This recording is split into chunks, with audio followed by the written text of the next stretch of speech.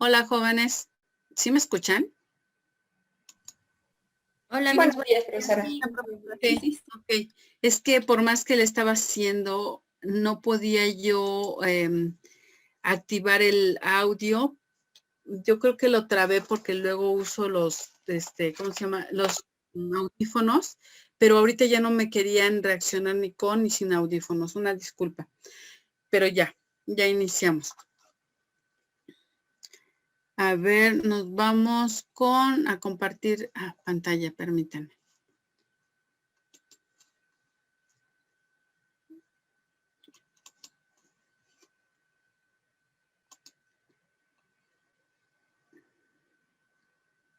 Psicología educativa.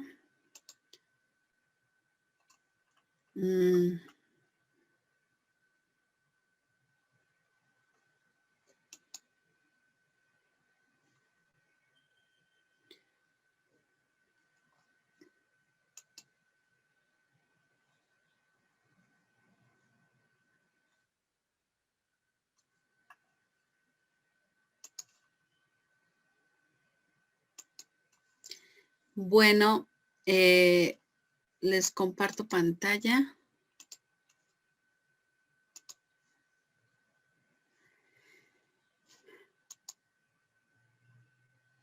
El tema sobre lo que viene siendo la enseñanza, lo abordamos la semana pasada, terminamos este tema sobre psicología educativa.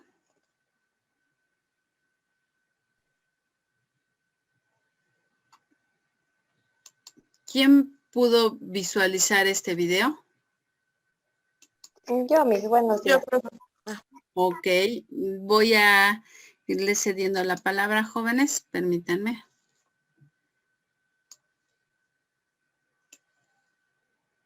Muchas gracias. Dejo el estímulo visual, como acostumbramos.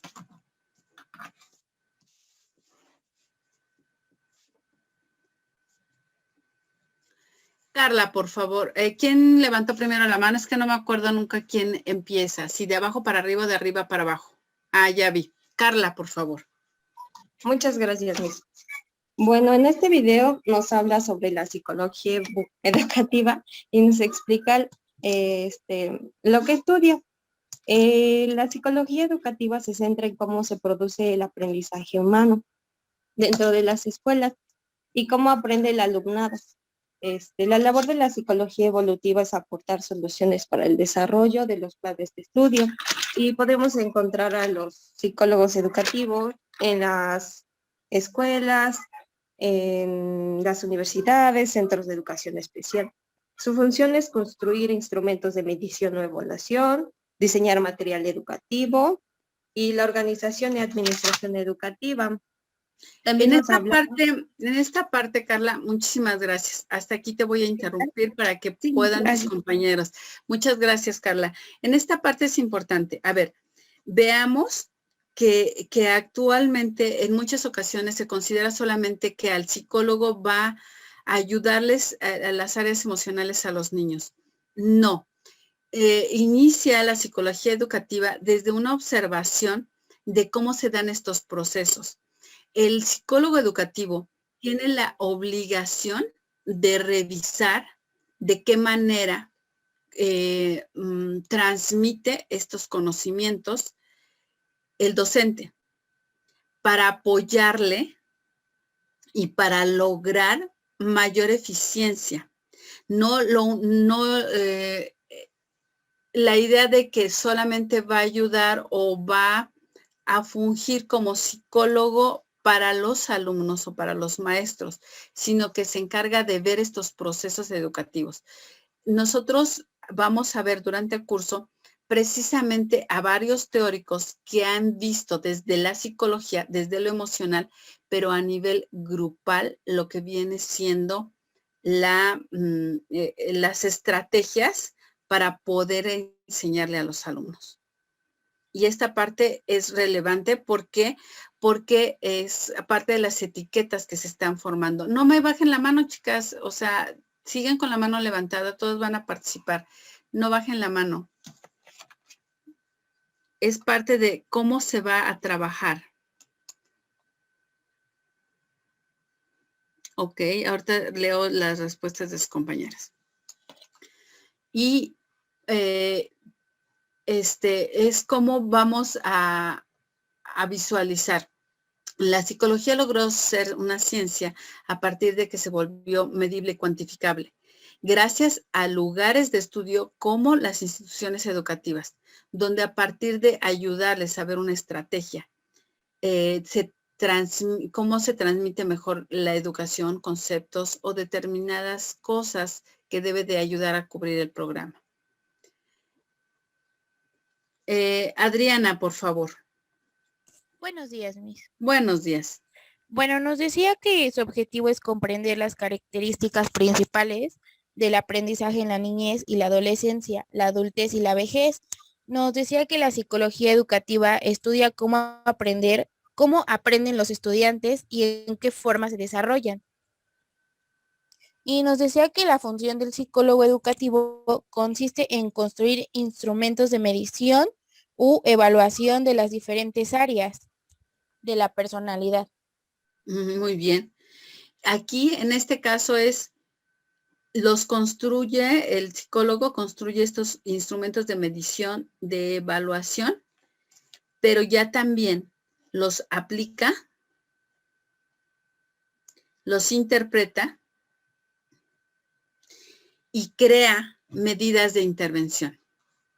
Si yo ya detecté que el problema es que el maestro grita, ¿qué debe de hacer? Es un ejemplo tal vez absurdo, pero es un ejemplo nada más.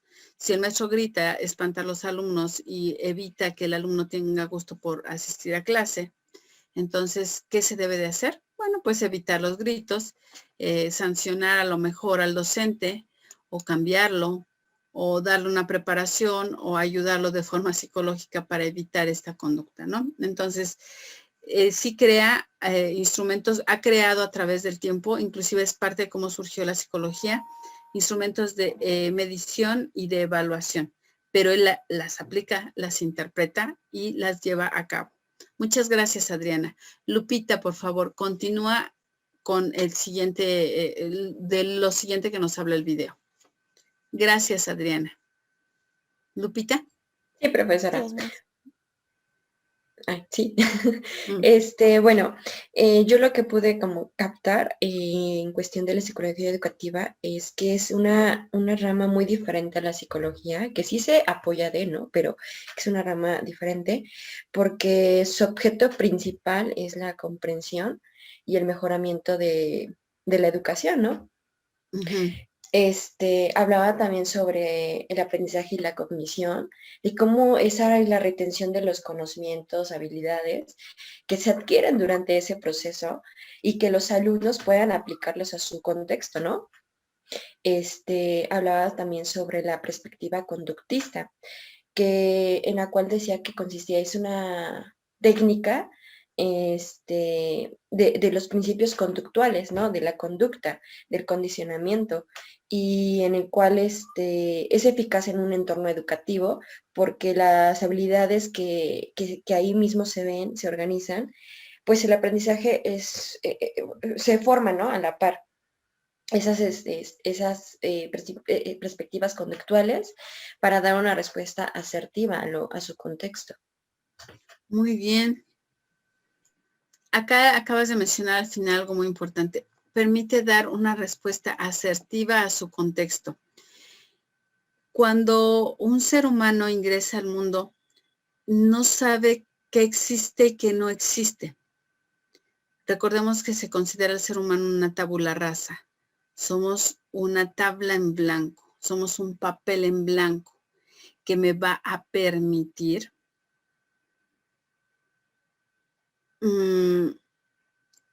incorporar a nuestra mente, a nuestra manera de ser, de comportarme, me va a permitir adoptar nuevas cosas que le va a permitir a ese ser humano adaptarse a ese medio social o a ese contexto. Y en esta parte es donde dentro de la educación, dentro de la psicología educativa, tenemos que observar. Ustedes como docente tienen que aprender a observar este contexto, de qué está rodeado el niño, qué es importante para él, qué problemas le aquejan, qué gustos o qué habilidades, de qué tiene la capacidad del niño. Mediante la psicología educativa, aprenden ustedes diferentes teorías de la personalidad, diferentes enfoques sobre el desarrollo del niño, donde ustedes ya tienen ese conocimiento. Y al observar todas estas características son parte del contexto, desde cómo se expresan en el lugar en el que están creciendo, o sea, la institución educativa en dónde está insertada, en una zona rural, urbana, en qué tipo de sociedad, en qué momento histórico y, sobre todo, qué características físicas tiene el alumno. ¿Qué características físicas va a tener el alumno? Al final de este video vemos una caricatura sobre Mafalda, sobre algo que le dice, ¿no? Aquí es cómo el niño concibe, cómo concibe las propias palabras del docente. Por eso tenemos que tener mucho cuidado. ¿Cómo está entendiendo el niño lo que está mencionando? Y es esta parte que mencionó su compañera, observar ese contexto en el que se está inmerso. Y desde la psicología tenemos que aprenderlo a observar desde cómo se desarrolló, cuáles fueron sus etapas, cuál es la etapa del desarrollo a la que estamos atendiendo. No es lo mismo que muchos de ustedes van a optar por la etapa preescolar, porque a muchos les gusta, etapa primaria. Y no es lo mismo que trabajemos con jóvenes adultos como ustedes o jóvenes que están entrando a la etapa de la adultez, a niños que apenas dejaron por primera vez su seno familiar, porque no tienen las mismas habilidades. Entonces, es parte de lo que ustedes tienen que observar. Muchas gracias, Lupita. Vamos con Connie, por favor. También nos hablaba sobre la perspectiva sociocognitivista, que es el proceso de aprendizaje por observación, en el cual el comportamiento del educando cambia como resultado de la observación del accionar de otros y de las consecuencias producidas.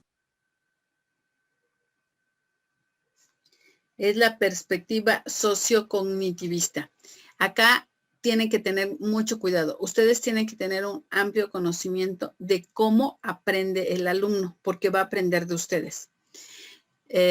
Yo recuerdo en algún momento cuando mi hijo estuvo en la escuela primaria, quiero que lo imaginen porque no lo pueden ver. Esto lo puedo enseñar, se los puedo enseñar en el aula, pero no lo pueden ver.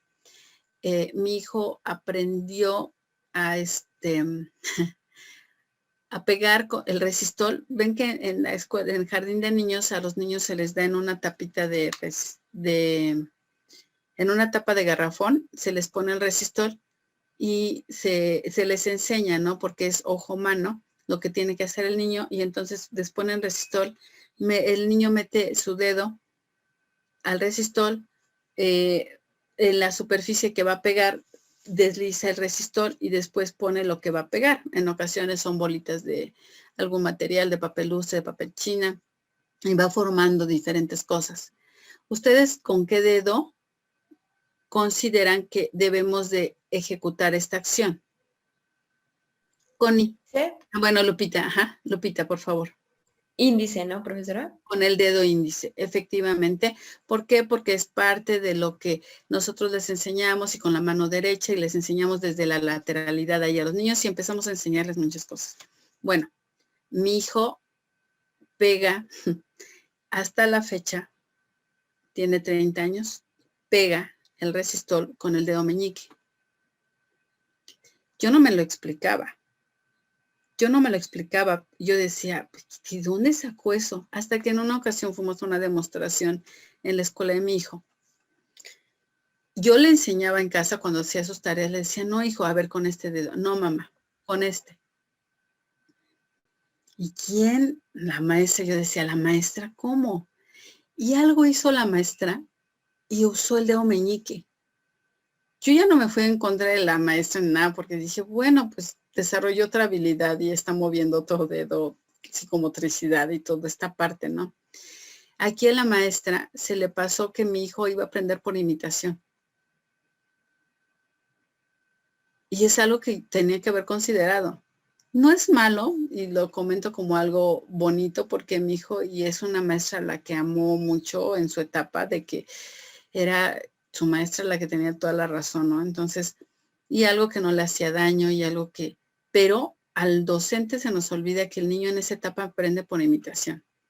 Nos imita cómo vestimos, cómo caminamos, cómo hablamos, cómo pegamos resistol. O sea, es un ejemplo simple, sencillo, lo entiendo, pero es esta parte sociocognitivista, que es una teoría de la personalidad dentro de la psicología. La teoría sociocognitivista también nos la proporciona Vygotsky. Albert Bandura nos habla sobre el modelamiento, pero tiene que ver con el sociocognitivismo. Vygotsky nos dice cómo es este sociocognitivismo. Aprendemos de la sociedad, a través de la sociedad, y es donde ustedes tienen un peso muy importante. La psicología educativa nos marca qué es lo bueno y qué es lo malo. Muy bien, por favor, Villafán, por favor. Sí. Ay, perdón. Ay, con respecto tantito me desvió, al ejemplo que usted nos acaba de dar de su hijo, bueno, nosotros manejábamos también esta como una técnica, el que ocuparan el dedo meñique para pegar. Ok, mira. Ya que pues con el dedo pulgar y el índice podían agarrar digamos, la imagen que iban a pegar o el material que iban a pegar y no se les pegara entre los dedos, digamos, que no se les quedara manchado o pegado en sus dedos. Digo, yo creo que quizás pudo haber sido una técnica que manejó la maestra y a algunos chiquitos se les queda. Fíjate, esa parte no la sabía, nunca me acerqué a la maestra, la verdad nunca lo vi malo, porque yo lo veía como algo simpático, ¿no? Que tenía mi hijo. Y que era una habilidad. Desde la psicología, fíjate cómo, y muchísimas gracias por aportar esto, Villafán, ¿cómo lo veía yo? Yo lo veía, recordemos que la psicomotricidad alimenta y permite al cerebro llenarse de información. La psicomotricidad es el sistema muscular periférico, que son los músculos y los nervios que tienen contacto con el medio ambiente, despiertan los sentidos.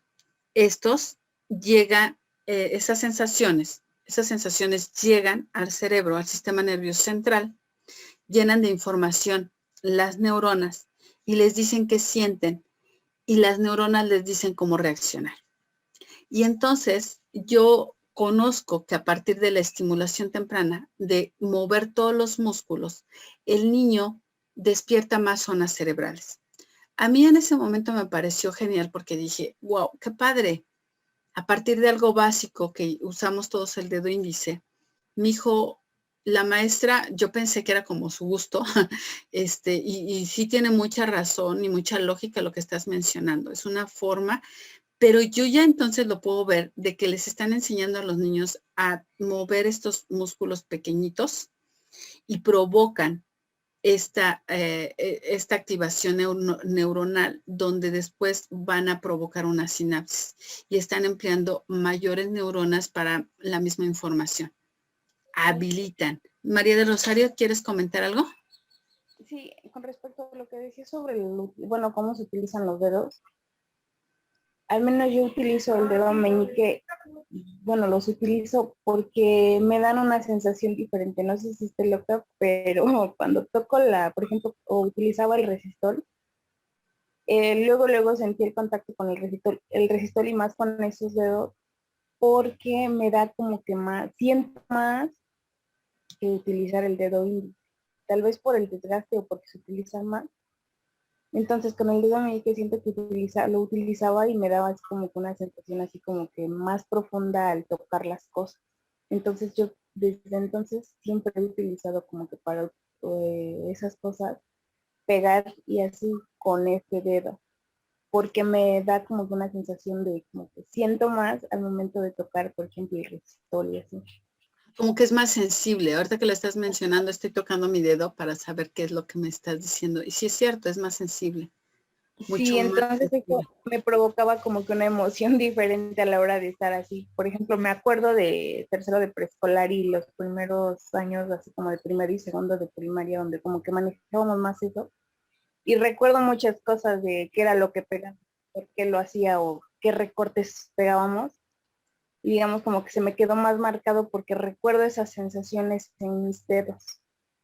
Ah, Creo mira, que es fíjate curiosidad. aquí. Perdón, María de Rosario. Digo que creo que lo hacía por curiosidad y a lo mejor todo tenga a lo mejor alguna lógica, tal vez, no lo sé. Sí, fíjate, aquí lo que pasa es que parte de la etapa precisamente que tú estás citando, preescolar y primeros años de primaria, el aprendizaje se hace a partir de la curiosidad, de saber qué pasa si hago esto. Y esta parte es súper importante porque se debe de fomentar en el niño esto. Visto desde la psicología se debe de fomentar, porque al aprender de forma sociocognitiva nos da oportunidad a partir de las experiencias de otras personas.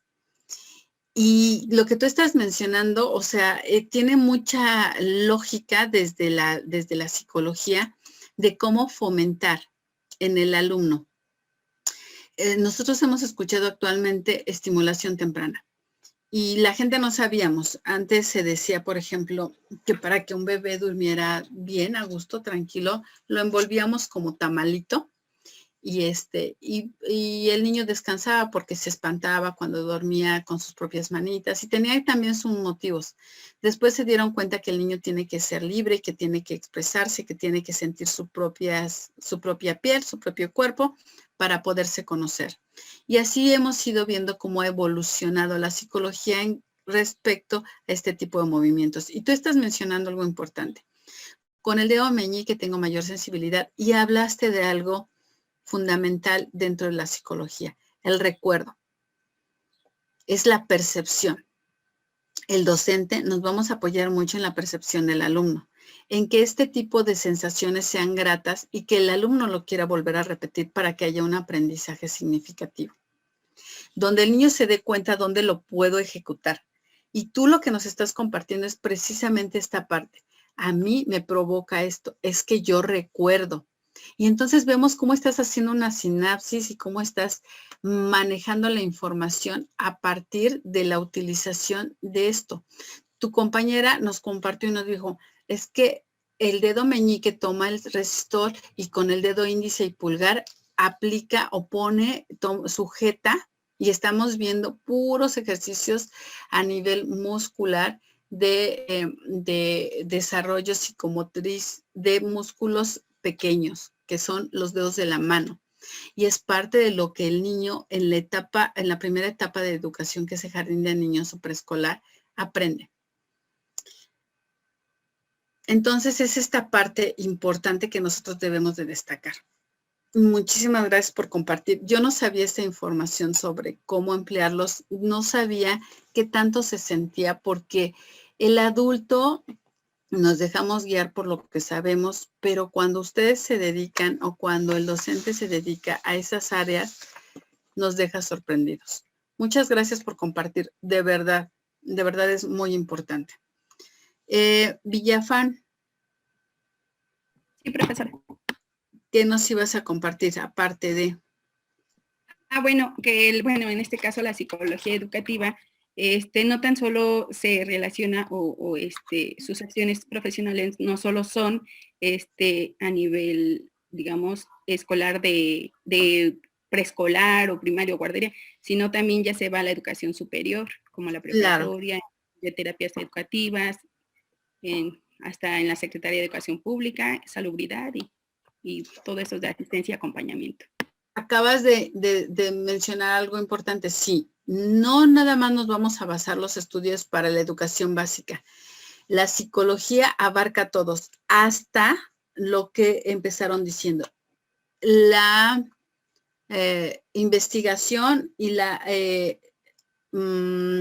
el crear objetos de medición o herramientas de medición o de evaluación, donde cada vez la psicología, a partir de lo que siente el propio alumno, mejora sus métodos de enseñanza, sus estrategias para aprender mejor.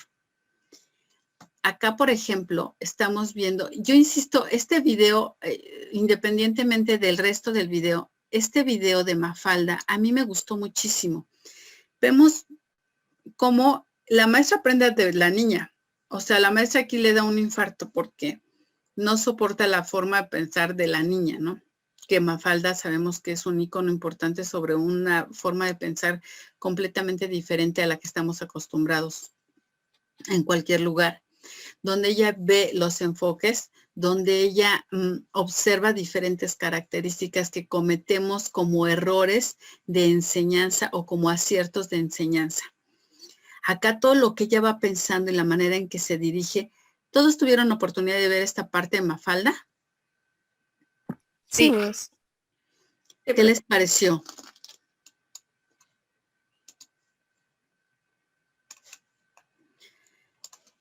Ojalá y les haya gustado y hayan alcanzado a ver todo lo que representa esa caricatura de que es como el alumno concibe a partir de sí mismo. Y acá veamos la edad de Mafalda. Veamos cómo está interpretando.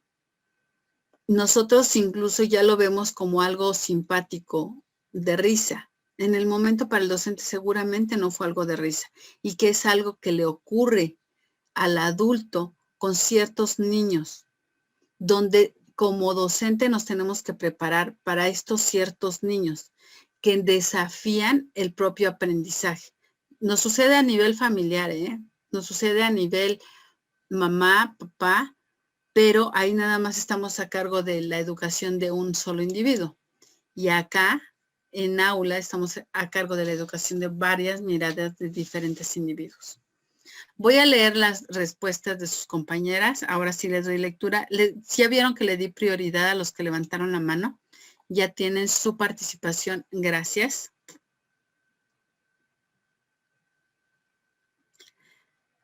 María Guadalupe. Es que voy poniendo sus participaciones. La psicología educativa surge en la educación y muestra los cambios surgidos de los alumnos a partir de la relación de la educación y el profesor.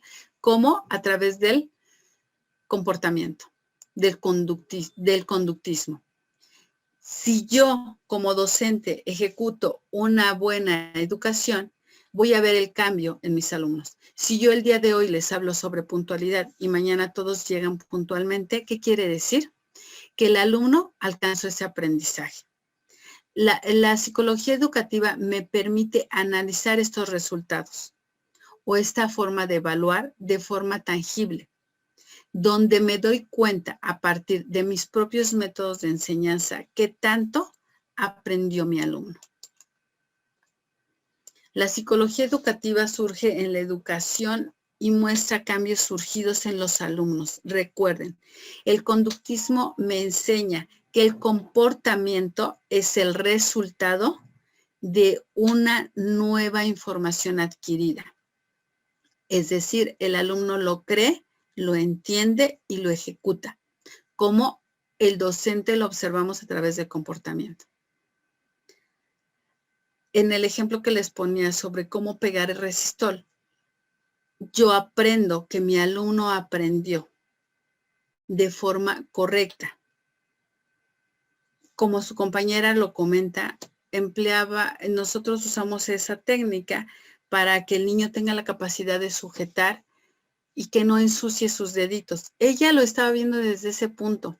Yo lo veo desde el punto de vista psicomotricidad. Eso es lo que nos enseña la psicología, a darnos cuenta que no solamente es formar buenos hábitos, sino darnos cuenta del desarrollo interno que tiene un niño al ejecutar diferentes acciones.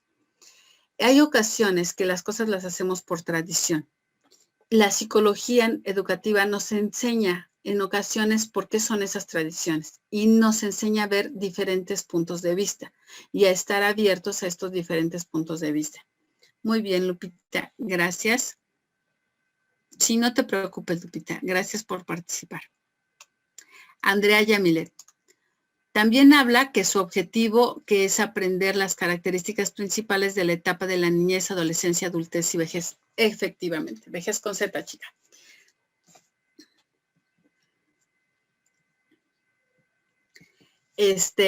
Nos habla de que el objetivo es aprender las características. Si se acuerdan de Piaget, ya vieron a Piaget, ya hablamos o ya hablaron en alguna materia sobre Piaget y lo van a seguir trabajando. Recordemos que Piaget nos habla sobre 4 estadios y de cómo es la evolución cerebral, de qué se va capacitando el cerebro y el cuerpo al mismo tiempo para continuar aprendizaje. Y entonces, precisamente me habla de estas etapas, de cómo se percibe, de cómo se ejecuta y de cómo mi cuerpo y mi mente se coordinan para poder alcanzar o lograr diferentes objetivos. Cómo mi mente, mi cuerpo se van coordinando. Y ya hubo estudios previos, lo vemos desde Piaget, que es uno de los iconos más importantes dentro de la pedagogía, porque nos enseñó cuál es la secuencia de aprendizaje, qué habilidades va desarrollando el alumno dependiendo de la etapa del desarrollo que pasa, o sea, qué edad tiene y cuáles son las habilidades que ha desarrollado. Y es precisamente de esto de lo que nos habla Andrea Yamilet. Adriana. Ok.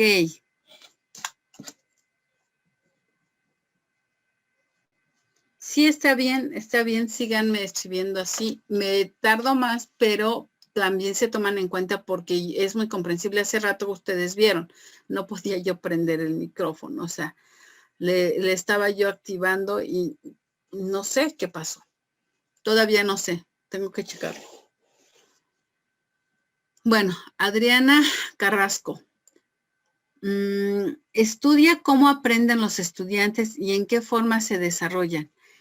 ¿Cómo aprenden? O sea, ¿cómo es este proceso de enseñanza-aprendizaje? Recordemos, ¿cómo debo de enseñarle al estudiante? ¿Y en qué forma se desarrollan? Comprenden las principales características de aprendizaje desde la niñez hasta la vejez. Efectivamente. Vamos a ver todos los procesos educativos. Nosotros podemos, el docente tiene la posibilidad de elegir a dónde se va a ir a estudiar, a enseñar, perdón. Podemos enseñarle también a las personas en la etapa de la vejez, donde el rendimiento intelectual, cognitivo, de sus formas de aprendizaje son diferentes, son más lentos. La capacidad de memoria a corto, a mediano, a largo plazo varía. No es lo mismo que una tabula rasa, no es lo mismo que un pequeño que apenas está ingresando esa información. Entonces, ¿cómo va a aprender el adulto? Pero si no entiendo cómo se da este proceso, como docente no tengo la capacidad de enseñarlo. Ay, Sara, ¿todavía te tenemos acá, Sara? Sí, qué bueno, Sara. Espero que ya no te estés sacando. Gracias, Sara. Qué bueno que estés aquí. Elizabeth Díaz.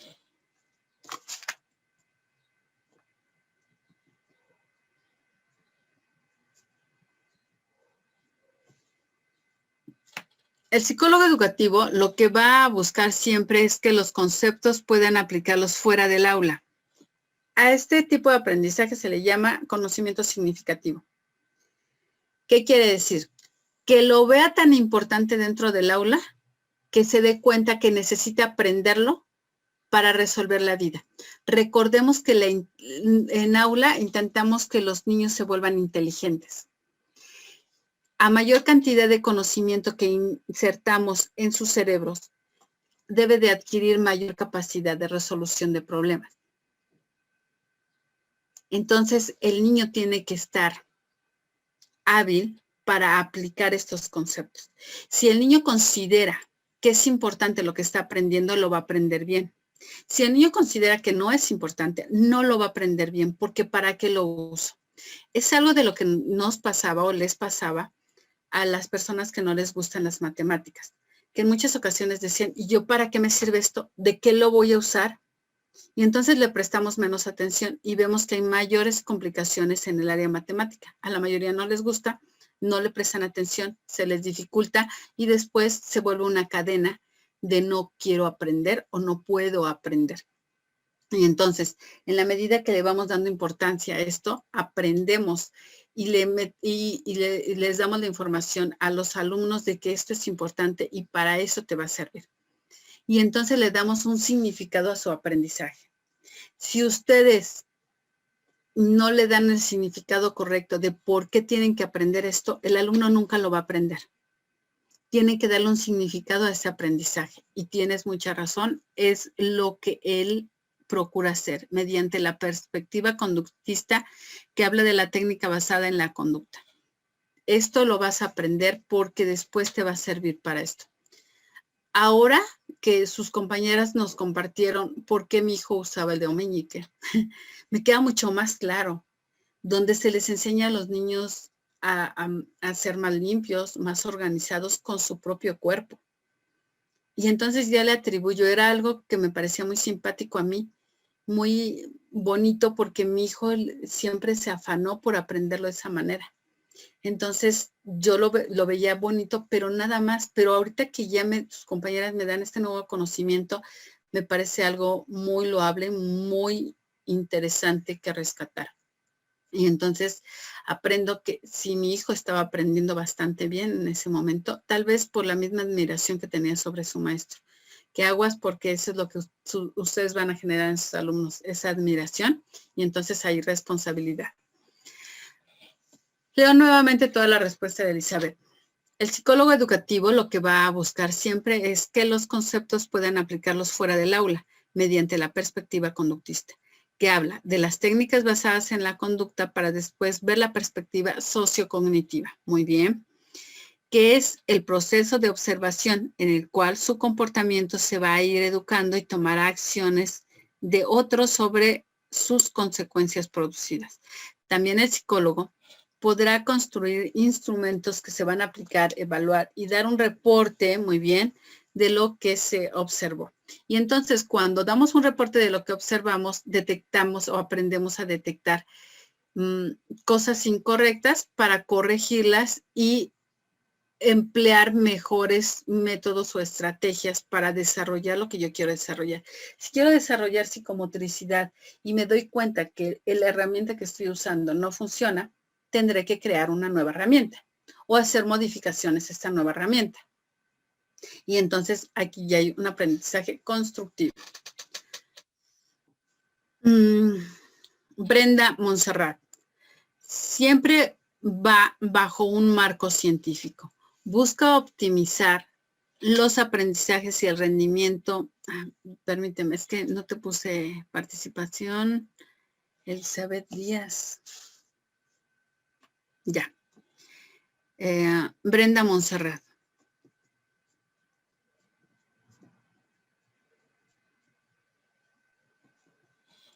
Brenda nos dice, siempre va bajo un marco científico, buscando optimizar los aprendizajes y los rendimientos de los alumnos. La psicología de la educación no solo ciñe en el ámbito escolar. Sus principios son teóricos y prácticos.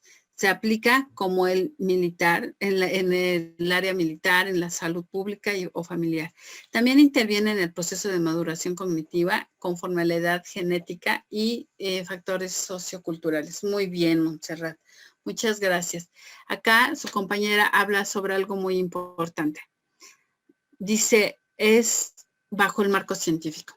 Por eso surgió como ciencia la psicología como tal, porque se vuelve medible y cuantificable. Yo no puedo decir, me parece que este niño tiene problemas de conducta. Me parece, no te parece. ¿Qué te hace ese parecer? ¿En qué te basas para decir que tiene problemas de conducta? Tú me lo tienes que comprobar. La psicología educativa comprobó, por ejemplo, comprueba que el alumno aprende por imitación. ¿Cómo? Precisamente diseña diferentes herramientas que le van a permitir darse cuenta de cómo lo lleva a cabo, cómo se comporta y por qué fue imitación. Para esto tenemos el modelamiento de Albert Bandura con el muñeco bobo, donde demostró a partir del muñeco bobo el comportamiento de los niños que tenían cierta edad, que era en la etapa preescolar, porque en esta etapa el niño aprende por imitación a partir del juego. Y el muñeco bobo generó conductas en los alumnos que nos permitió visualizar, estandarizar y plasmar de forma numérica qué ocurría con este comportamiento. Por eso es científico. Muy bien, Brenda. Muchas gracias. Sara. La función de la psicología educativa es construir instrumentos de medición dependiendo a las diferentes áreas de la personalidad. Será como el diseño educativo, pero también promueve el desarrollo de las personas. La psicología educativa nos dice, dependiendo de la edad cronológica, o sea, de cuántos años tiene a partir de que nació, qué habilidades o qué capacidades alcanza a tener ese ser humano. ¿Qué habilidades alcanza a tener ese ser humano? Entonces, si yo sé que mi hijo debe de caminar correctamente sin caerse a los 2 años o al año y medio, estaré atenta a ver que mi hijo cumple ese objetivo. La psicología educativa ya nos dio instrumentos donde me dice un niño, dependiendo de la edad, tiene que lograr alcanzar este aprendizaje. Lo vemos con Piaget. En el primer estadio, ¿qué me dice? En el segundo, en el tercero, en el cuarto. Etapa sensoriomotriz.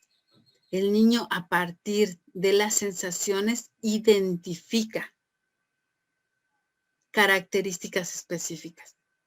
Es la primera etapa.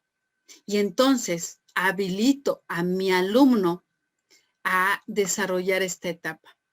Toca, juega y aprende. Siente. A partir del tacto, cómo identifica. Y entonces, como docente, me voy sobre esas características y lo estimulo a partir de los estudios previos.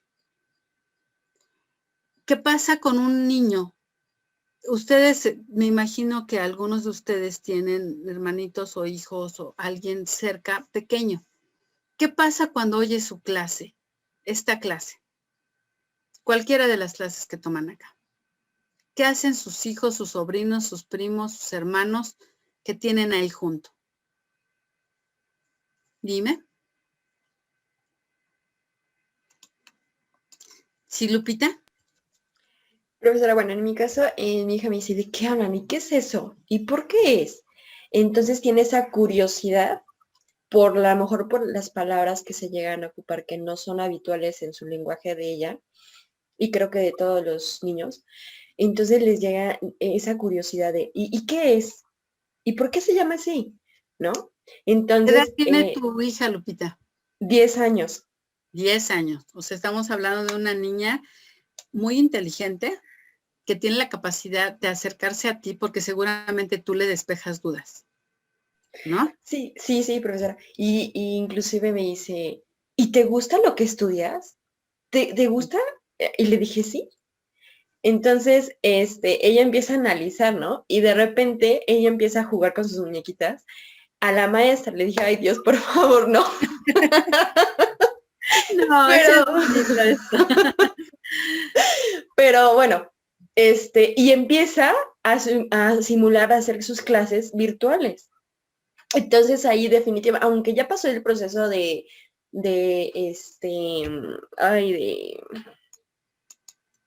imitación, sí. Aún lo sigue haciendo. Ah, es que esos procesos no se terminan nunca. Nunca. O sea, con los que empezamos a aprender no se terminan, sino que vamos agregando nuevas estrategias. Siempre agregamos nuevas estrategias, pero las básicas se quedan. Y conforme va pasando el tiempo, los nuevos aprendizajes los aprendes por imitación. Por ejemplo, cuando no sabemos, muchos jóvenes llegan a la etapa de la preparatoria y no saben abordar un camión. ¿Por qué? Porque siempre se les llevó en carro, por ejemplo. Y entonces a esa etapa tienen que aprender cómo abordar un camión. Y entonces aprenden por imitación. Regresa el primer aprendizaje, donde tienen esa precaución. Los aprendizajes se van manifestando de la misma manera cuando son nuevos y los vamos complementando, que aprendemos a velocidad mucho más rápida porque aprendemos a ver diferentes cosas. Eso es elemental. Pero este tipo de secuencias se dan casi de la misma manera. Entonces esa parte sí es interesante porque no dejamos de aprender como empezamos a aprender en un principio. Y es genial esta parte. Entonces, sí, muchísimas gracias por compartir. Pero aquí también parte de lo, o sea, acá podemos ver inclusive las características de la hija de Lupita, de cómo es una niña que tiene la facilidad de acercarse con mamá porque mamá seguramente le va a resolver el problema o les va a explicar. Hay niños que no tienen esta facultad. ¿Por qué? Porque sus padres no les explican y mejor se quedan callados. Pero, por ejemplo, ustedes tienen la capacidad de soportar estar sentados 1 hora frente a la computadora escuchando. Y han aprendido y han desarrollado habilidades para que a través de la escucha asimilen. Yo les pongo estímulo visual, porque para mí es muy importante. Y aquí vemos que intervienen diferentes inteligencias. Pero yo ya tengo, afortunadamente, la atención de ustedes a partir de la importancia que le dan a la materia o a la carrera. Y entonces ya tienen nuevas habilidades para captar atención. Lo que no pasa con todos los niños, porque los que tienen niños más pequeños tal vez oyen y voltean y dicen, ay, quién sabe, qué aburrido, mi mamá está frente a una computadora y si se ponen los audífonos, está loca mi mamá. Sí, Villafán, por favor.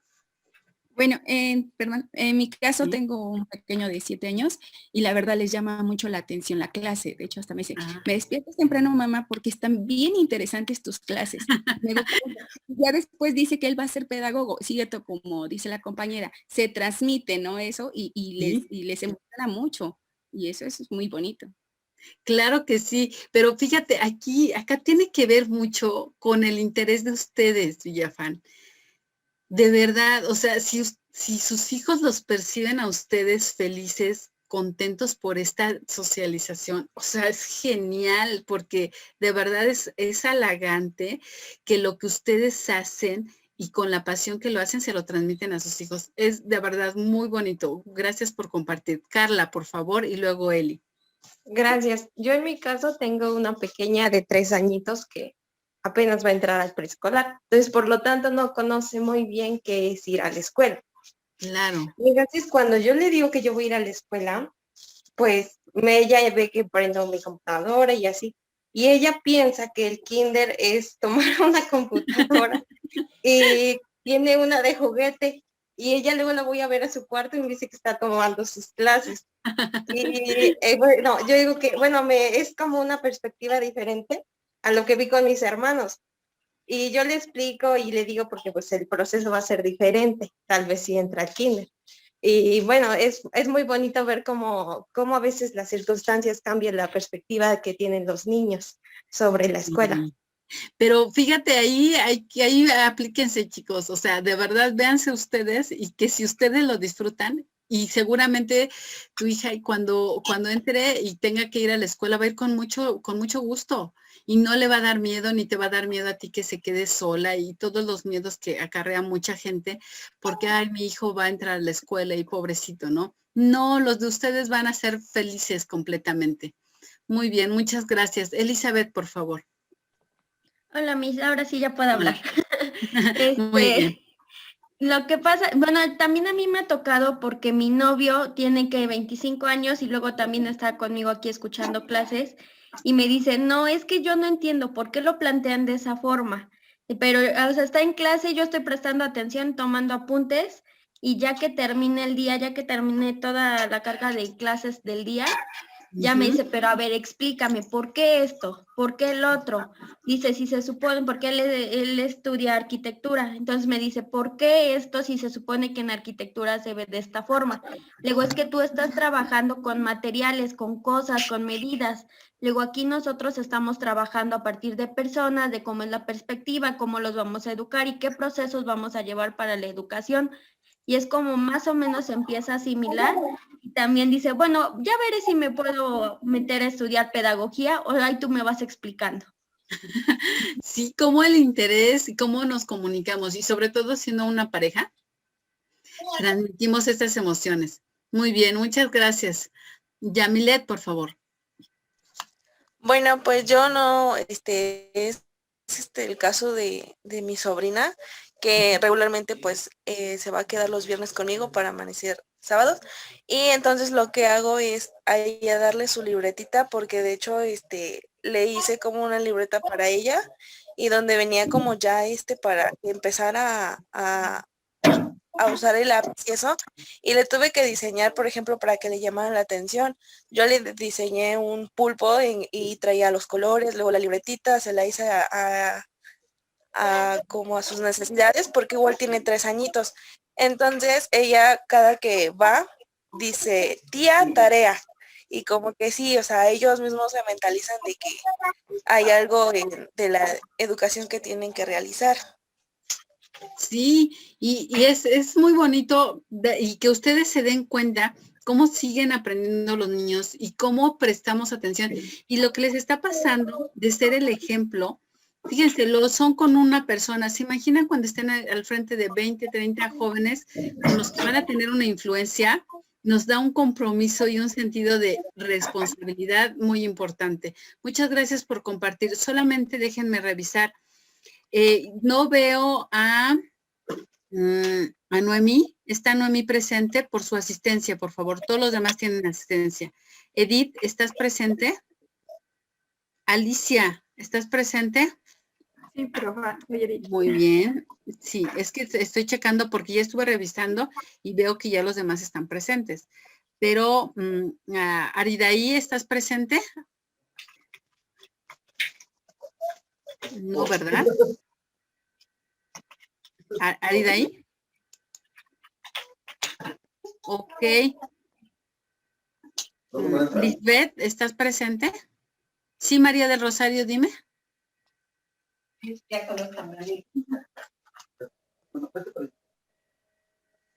Perdón, Miss, es que quería participar con lo que estaban hablando. Claro que sí, compártenos. Ya acabé de pasar lista, nada más hay 3 que no están presentes. Ya envío. ¿Perdón? A mí me dejó con falta. ¿A quién? Edith, me dejó con falta. Ah, sí, por eso les preguntaba. Noemí está, Aridaí. Noemí está. Aridaí. Ok. Compártenos, por favor, tu participación. Bueno, estuvimos platicando yo después de terminar las clases y me dijo que es muy interesante porque ahora se da cuenta. Qué bueno que yo estoy tomando estas clases porque ahora puedes entender muchas cosas. Dice, a mí me hubiera gustado saber todo lo que estás aprendiendo, dice, porque hay muchas cosas que yo no entendía de ustedes y me desesperaba. Y ahora yo veo que estás aprendiendo esto y es algo muy bonito porque ahora entiendes a tu hijo y puedes ayudarle de esa manera. O sea, puedes ver como que cuáles tú puedes como que ayudarle. Claro. Qué bonito que tu profesión, que nuestra profesión nos permite ser mejores seres con la gente que amamos, ¿no? Y esto es padrísimo. Y qué bueno, sí tiene mucha razón. Y qué bueno que lo valoremos o que alguien más tenga esa mirada y nos enseñe a valorar. Muchas gracias. Bueno, jóvenes, los veo en 2 minutos. Me tengo que salir de esta clase. Hasta luego. Nos vemos en un momento. Gracias.